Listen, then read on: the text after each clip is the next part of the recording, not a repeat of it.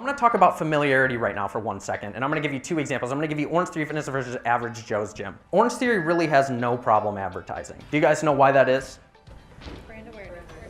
Brand awareness, right? Every single person knows what Orangetheroy is. Their friends are talking about it. They drive past it. They see it on billboards. They see it on TV. They see it on Facebook. When you create familiarity with a brand, it creates comfortability. And when somebody is extremely comfortable with something, they buy it. Brand familiarity is super important because it really does make a difference, but not just on the purchase side of things, it also makes a difference on the lead gen side of things. And the first way you can do that is through your content. It's really just quick videos such as ones like this talking about merchandise, showing what trainers do behind the scenes. And it's things like these that get people excited. It creates that community. Facebook rewards you for this. They reward you because they see people are interacting with your content.